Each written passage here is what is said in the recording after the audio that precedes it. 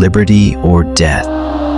What powerful words! I wish I could be part of the struggle, with cannons and muskets, not by using them, but by commanding them.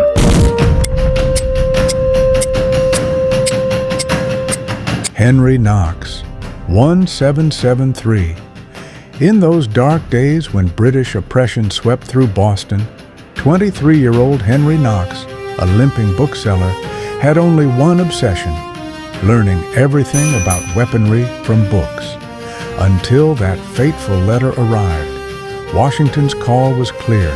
He wanted Knox's artillery genius to help change the fate of a young nation. When Knox shared the news with his wife Martha, her heart filled with fear. "Is your body ready for this burden, Henry?"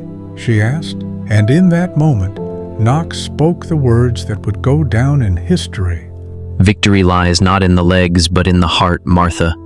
With reason and will, the destiny of a nation can be changed. And I will change it. At Valley Forge, despair hung thick in the air. Washington had confessed. Boston was under siege, but there were no cannons. The British fleet was a nightmare in the harbor. When a mocking officer scoffed, "Will our bookseller pull out a magic wand?" Knox silently unrolled the map.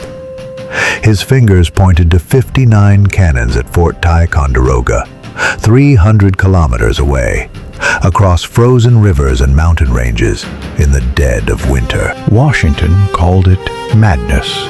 The mountains were impassable, the rivers frozen, the winter deadly. But Knox's reply captured the spirit of history. "History is written by the courage of madmen," he declared, and asked for 300 men and 45 days. In that moment, Washington saw it clearly. This bookseller possessed a will forged in sacrifice and steel. And at last, he made the fateful decision. The chances of dying are high, but I see your resolve is unshakable. Very well, Henry. Let's try. Knox and his men stood helpless before a steep slope in the Berkshire Mountains. One of the workers protested, "This beast won't pass, sir." But Knox pulled a geometry book from his coat and would go on to create the first logistical miracle in history. He recalled Archimedes' famous words, "Give me a place to stand, and I will move the world." He positioned the jacks at a perfect 45-degree angle on the rock, and that massive cannon was slid down a 200-meter cliff. But fate was waiting at the Hudson River. The ice cracked without warning. As the old sow plunged into the freezing waters, a worker screamed, "We're losing it!" And in that moment, Knox tore off his belt and dove into the icy river. He shouted the words that would echo through time. "Don't give up! Remember, every sunken cannon is a blow to British pride!" He grabbed the ropes his men pulled, and after a 30-minute battle between life and death, the cannon was saved. It was no longer physical limits, but hunger that threatened them. A sled had broken, and the supplies were gone. Knox went to a farmer's door. The farmer said, "No money, no food."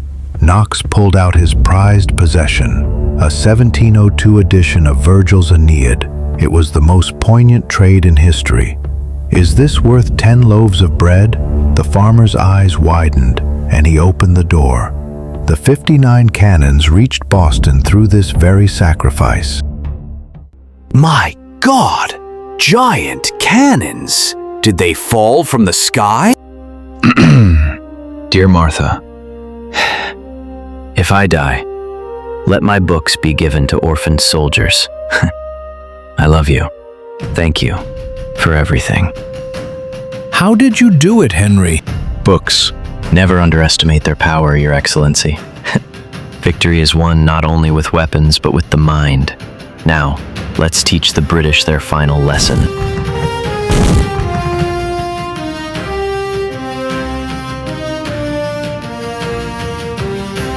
British major writes in his journal, "A genius of artillery defeated us.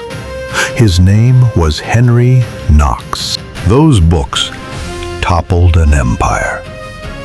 But the end? Tragic. In 1806, a chicken bone. The irony of fate, a titan of war undone by a fragment of bone. On his deathbed, his final words, "My books, to the orphans, to the soldiers. Martha, knowledge feeds the fire of courage."